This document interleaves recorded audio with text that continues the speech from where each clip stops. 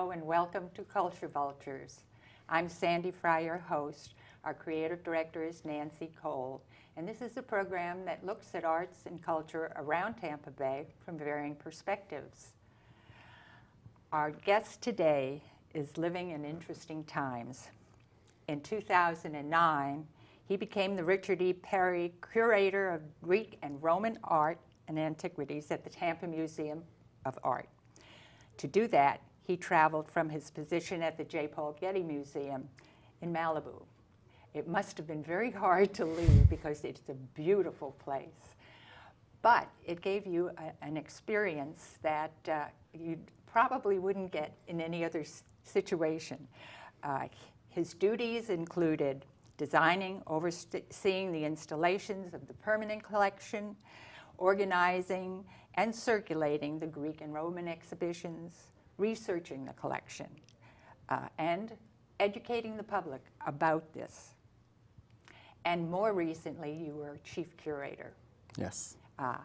What is the importance to the modern age of knowing a lot more than we probably know about Greek and Roman antiquities? Well, I think a lot of the things that we take for granted in our everyday life are based on inventions and characteristics of the ancient world. So our alphabet, for example, comes to us from the ancient Greeks and Romans, our language, our system of government, many other things. So there are quite a lot of differences between the ancient world and the world we live in today, but I think there are a lot of things that are very similar that we may not realize until we actually stop to think about it. Well, that's what I think is interesting about the two exhibits right now that are in Tampa Museum of Art.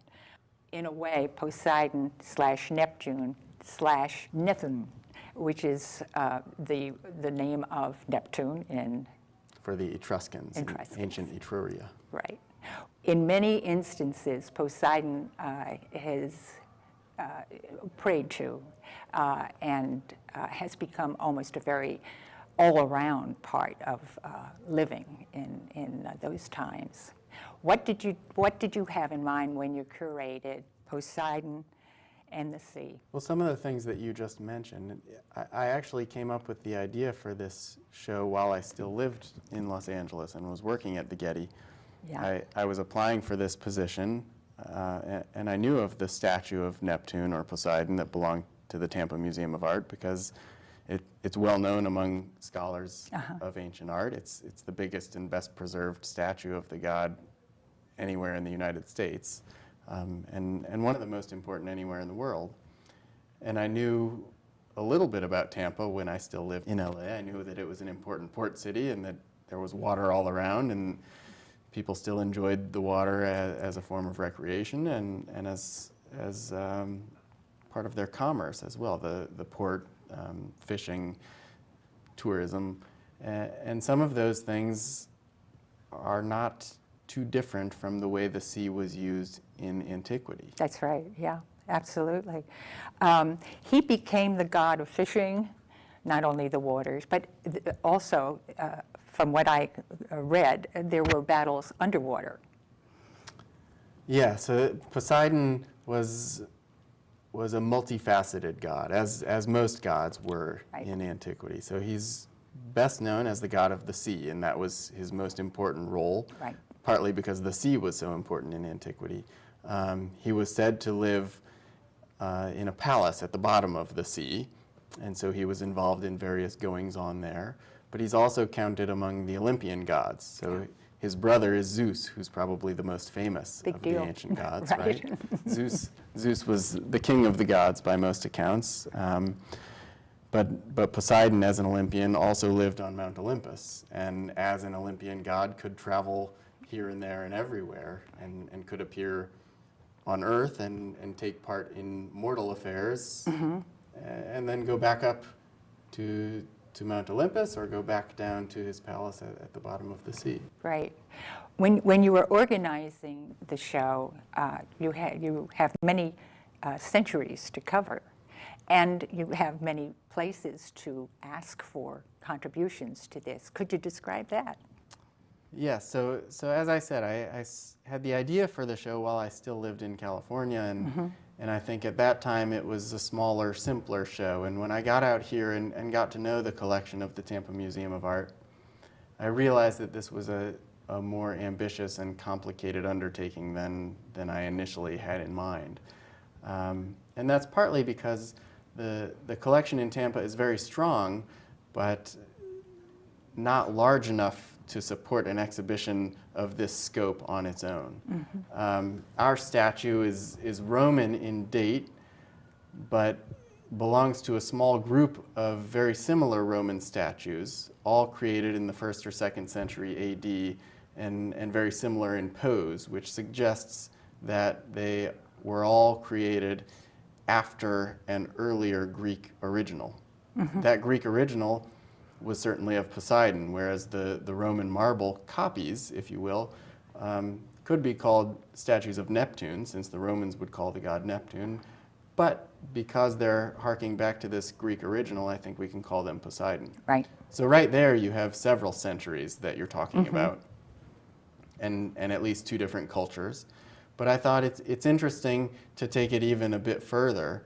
And so if you come see the exhibition, you'll see artwork ranging from as early as the 8th century BC and as late as the 4th century AD, so well over a millennium. You bet. And a range of different media as well. So we have sculptures in marble, we have sculptures in silver and gold and bronze.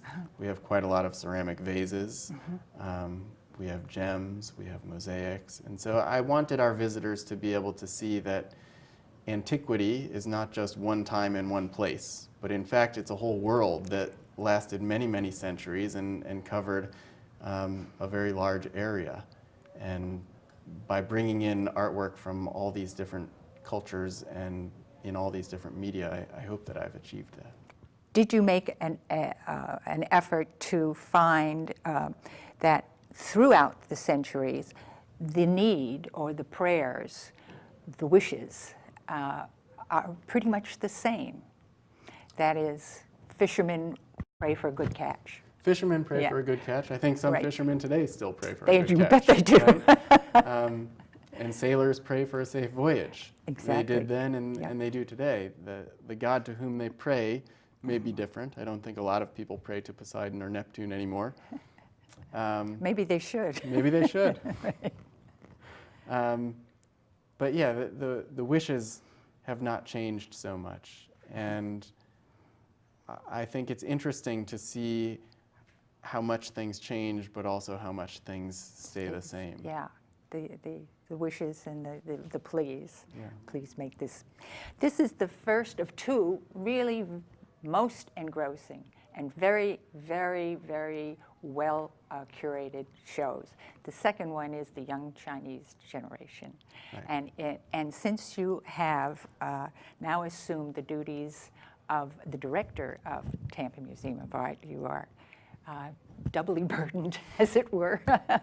Doubly blessed, I think. And yeah. and blessed. And I'm sure you're enjoying both of it. Why don't you describe that? Yeah, so my generation, young Chinese artists, as you say, is very, very different. Mm-hmm. And I think that was part of our intent. I didn't have nearly as much to do with the planning of my generation, but I was certainly there while it was being planned, and so I have some insight to offer into it. And I think our museum is an interesting institution because we have these 2 very different areas of collecting and exhibiting. We are interested in Greek and Roman antiquity, mm-hmm. and then we're interested in modern and contemporary art. And there are many, many centuries in between that we don't usually cover. And sometimes it can be quite shocking to walk from an ancient art exhibition into a contemporary exhibition. And so for this one, we actually made the decision for the first time to completely separate the spaces. If you are familiar with the galleries in our museum, you're meant to be able to circulate freely from one to the next. Yeah. And we decided that these 2 were so different from one another that we wanted to separate them so that whichever you choose to see first, you have to see in its entirety and then go back to the beginning and then visit the other. Yes. And for this one, I think it was very important to do that. Mm-hmm. As for the content of the show, the title, I think, speaks to it, My Generation, Young Chinese Artists. So all of the artists in the show, there are 27 in all, were born in 1976 or later, after the end of the Cultural Revolution, after the fall of Mao. Right. Which means that nearly every one of them is a child of the one-child policy. Yeah. So almost every one of these artists is a single child.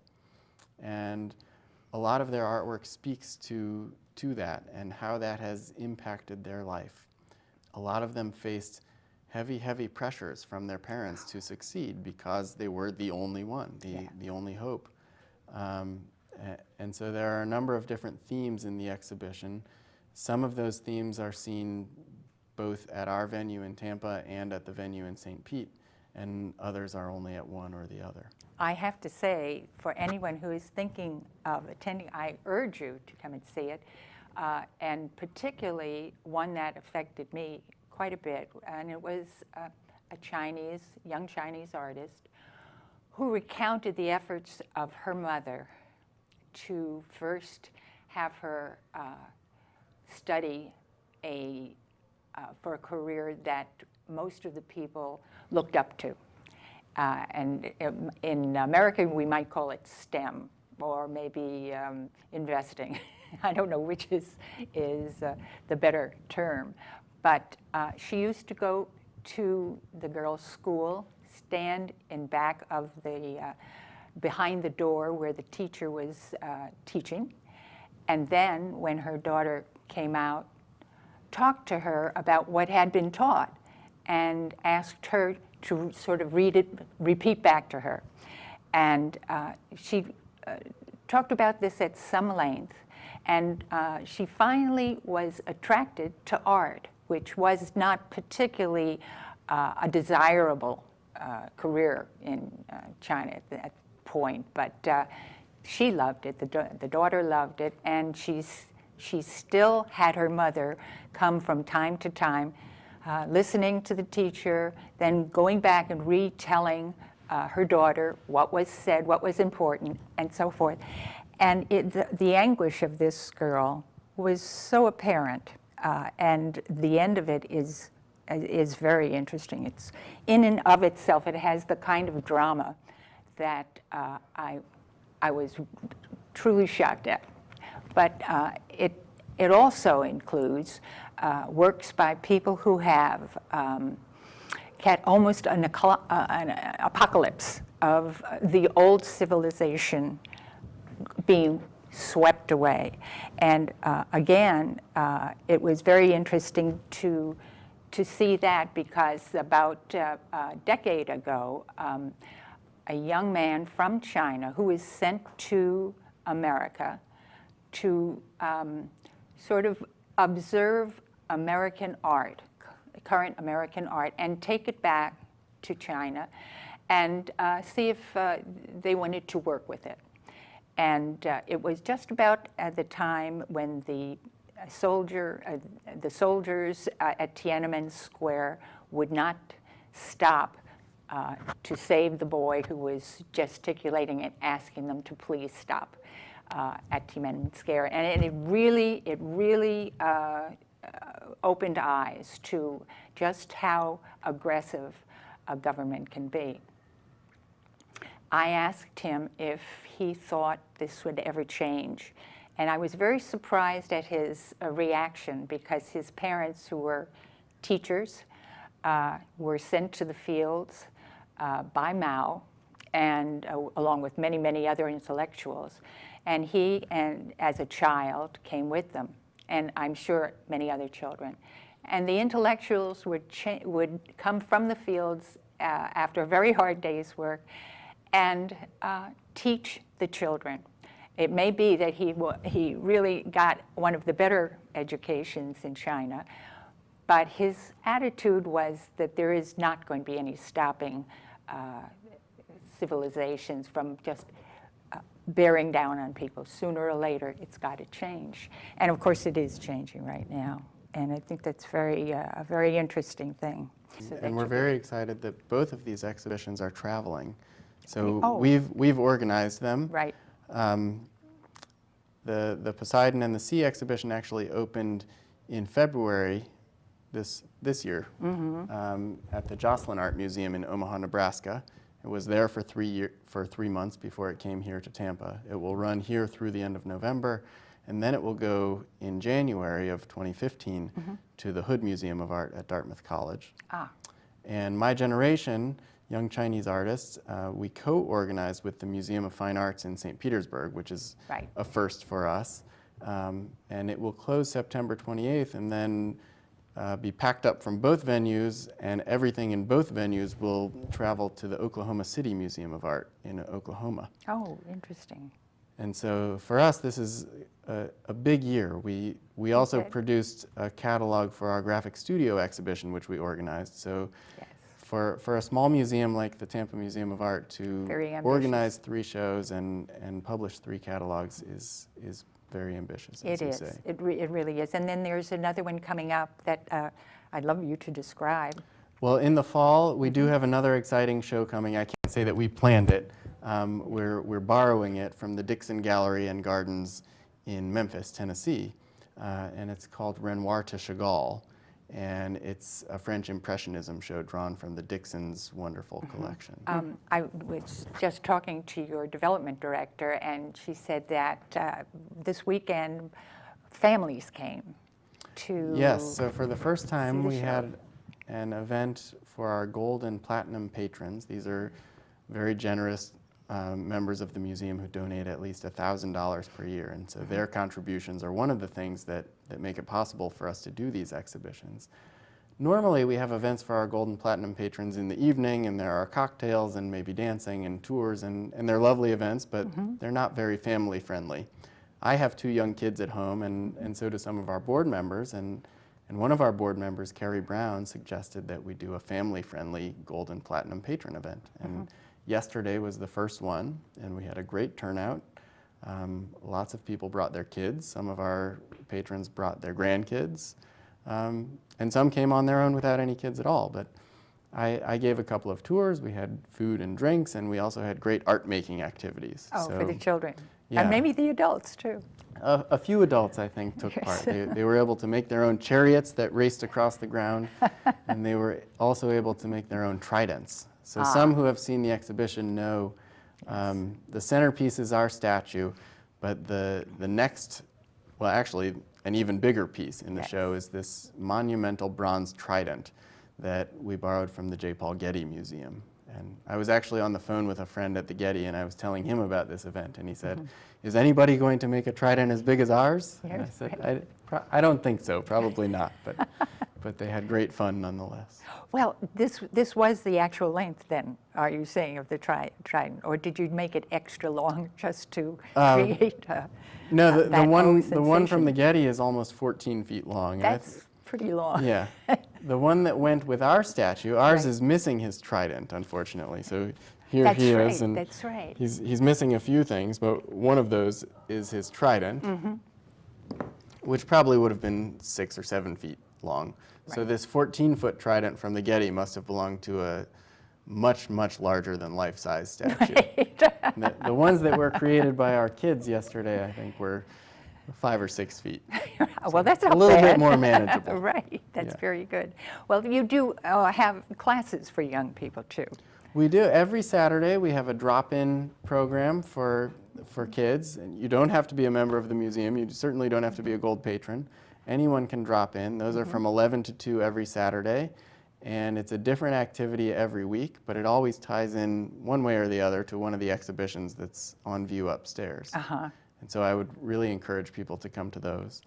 And we have a number of other programs. We offer docent-led tours for school students as well as for the general public. If you call in advance or visit our website in advance, you can take advantage of those. And we offer lectures throughout the year related to our exhibitions. And you have an antiquities group. I have a group called the Antiquities Circle, which is comprised of members of the museum who are particularly interested in and supportive of our antiquities collection. And so they each donate $75 per year on top of their membership at whatever level. And that helps us to bring in scholars from around the country Right. to give lectures. So we had one a few weeks ago by a professor from the University of Georgia who talked to us about ancient Roman seafood at Pompeii. Bank of America, as I recall, has some sort of a program that allows people to attend various museums without charge on certain Sundays, I think. Yeah, Bank of America sponsors a program called Museums on Us. Yeah. And Bank of America members can show their bank card on these given days and come in free of charge. Right. We also have a program at the museum every Friday from 4 to 8. Thanks to the generosity of GTE Financial, we offer pay what you will admission. So we encourage people to pay if they're willing to, but Right. if that's a hardship, That's okay that's too. okay, and they can come up Yeah. free of charge. And as I mentioned, our Art Spot program is free. Our tours for Hillsborough County students, any Hillsborough County school can come and have a docent-led tour, and we charge no admission for those. So I think close to half of our visitors every year come in free of charge, and that's thanks to sponsorships from various corporations and from generous donations from individuals in the community. You know, it occurred to me when we were talking about hanging an exhibit that it really is essential that whoever is doing it has a working knowledge of it. And you have a staff, I think, that really has a long tradition of working with this museum and knowing. Absolutely. Yeah. I've been here for 5 years, which is not so long in the grand history of the museum, but I've been here since we opened this new building in 2010. But our chief designer and preparator, Bob Hellier, has been with the museum since it was founded in 1979. Yeah. And so Bob is really a tremendous asset to the museum. And he is. When you said there were two individual parts that you created, you did wall off then a section of... Well, it's not walled off with a permanent wall. It's actually a fabric scrim that's just separating. So it's actually an interesting effect that you can look from one exhibition to the other. Yeah. You can't see quite as clearly as you would through a window. Right. So you get a sense of something else going on, but you can't just walk from one to the other.